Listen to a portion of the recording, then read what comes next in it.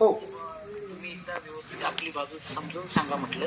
हो काय माहिती का, आमची अडचण अशी आहे की आम्ही जिल्हा स्तरावर किंवा विभाग स्तरावर असे कुठले निर्णय घेऊ शकत नाही. हो जे काही आहे ना, जे पॉलिसी डिसिजन्स आहेत ना ते मंत्रालय आणि आमच्या आयुक्त स्तरावर होतात. हो आणि ते फक्त इम्प्लिमेंट करायचं काम आमचं ऑफिस करत असतं. हो तर तुमचे ज्या काही मागण्या आहेत ना त्या सगळ्या मागण्या या धोरणात्मक स्वरूपाच्या आहेत. हो आणि त्याच्यावर मंत्रालयाकडनं काहीतरी उत्तर येणं अपेक्षित आहे. हो. तुमच्या जेवढ्या काही मागण्या होत्या आम्ही मागे पण पाठवले, आता पण पाठवले आहेत. हो आणि त्याच्यावर काय निर्णय होईल ना त्याप्रमाणे आम्ही तुम्हाला अवगत करू.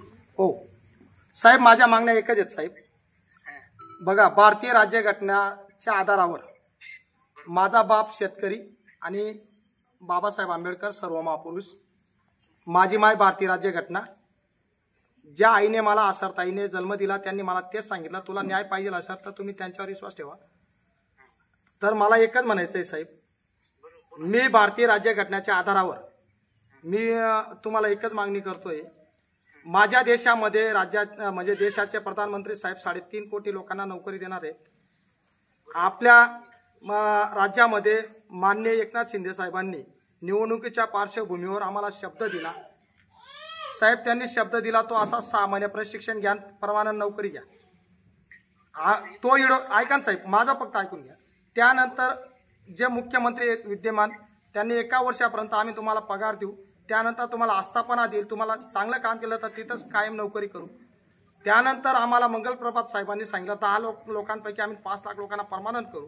साहेब, माझ्या तुम्हाला हात जोडून विनंती आहे, मी भारतीय राज्यघटनेच्या कलम क्रमांक जे 14 आहे, 16 आहे, 19 आहे, 21 आहे, 21A आहे, त्यानंतर तुम्हाला 23 आहे, त्यानंतर 39, 41 या कलमांच्या आधारावर त्यांनी दिलेल्या शब्दाच्या आधारावर आणि वस्ती शाळेत 12वी आणि पदवीधर जे तरुण होते त्यांना तुम्ही पोस्टाद्वारे शिक्षण दिलं आणि वस्तीतल्या लोकांना झेडपीत रूपांतर केलं. मी स्वतःने 3रीचा वर्ग सांभाळलेला आहे, माझ्याकडे कागदोपत्री पुरावा आहे, सगळ्या गोष्टी इडो आहेत. याच्या आधारावर आम्हाला 1,34,000 तरुणांना नोकरी द्यावी एवढीच विनंती करतो. आमच्या नंतर 1,34,000 लोकांनंतर 10 लाख तरुणांना या राज्यामध्ये नोकरी भेटावी एवढी विनंती करतो. त्यानंतर प्रधानमंत्र्यांनी 15 ऑगस्टच्या दिवशी घोषणा केली 3.5 कोटी लोकांना नोकरी देतो, ती पण नोकरी द्यावी. जर त्यांनी नाही दिलं, मी अन्न सोडेल, पाणी सोडेल, मग परिवार सोडेल आणि त्यानंतर मग तुम्ही ठरवा साहेब, मला जिवंत ठेवायचं का मारायचं. संविधान मान्य असेल तर आम्हाला मिळेल, नाही मान्य तर नाही मिळणार.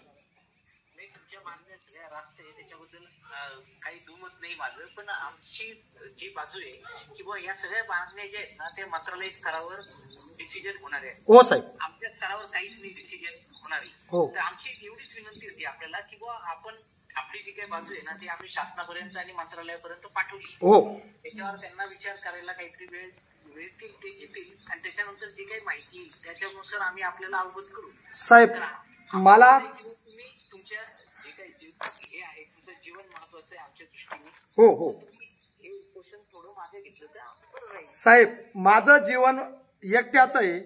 मी एकट्याचा परिवार सांभाळण्यापेक्षा मला म्हणायचं असं आहे, मला माझ्या देशाचं संविधान वाचवणं खूप महत्वाचं आहे आणि माझ्या देशाचं संविधान वाचवण्यासाठी माझ्या देशातल्या तरुणांना, माझ्या राज्याच्या तरुणांना तुम्ही न्याय द्या. 1 मिनिटात मी उपोषण मागे थांबवेल. जर तुम्ही न्याय नाही दिला तर मी मरेपर्यंत हे उपोषण चालू राहील. जर समजा आपला देश स्वातंत्र्य न होता महापुरुषांनी आंदोलनं केले, उपोषण केले, जर महात्मा गांधींनी उपोषण केलं नसतं तर आपला देश स्वातंत्र्य झाला नसता. जर उपोषण केल्यामध्ये स्वातंत्र्य मिळतं तर मी स्वतः प्रशिक्षण घेतलं, मग मला स्वातंत्र्य द्या ना साहेब. संविधान मान्य असेल तर द्या. आपल्या देशात संविधान आहे, त्यावेळेस तर संविधान पण नव्हतं.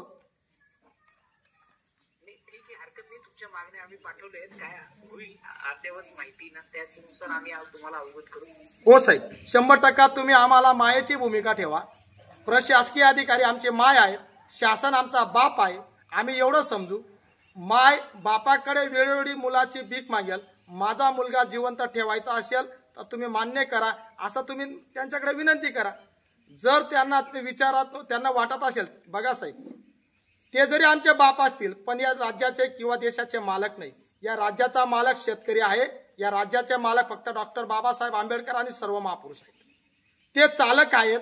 म्हणून त्यांना फक्त एकच सांगा, तुम्ही सत्तेवर असताना तुम्ही राज्य व्यवस्थित चालवा, देश व्यवस्थित चालवा आणि आम्हाला संविधानिक मार्गाने आम्हाला आमच्या मागण्या पूर्ण करा. नक्की तुमच्या मागण्या आम्ही त्यांच्याकडे पाठवल्या आहेत, त्याचा पाठपुरावा आम्ही करतो. ठीक आहे. हो साहेब, हो साहेब, धन्यवाद साहेब. ओके, धन्यवाद. हो, जोपर्यंत येत नाही तोपर्यंत आमचं चालू आहे. हो.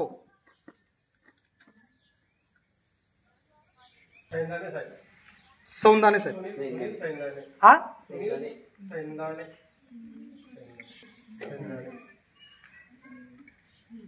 सौंदाने. सैंदाने आपले नाशिकचे उपायुक्त. नाशिक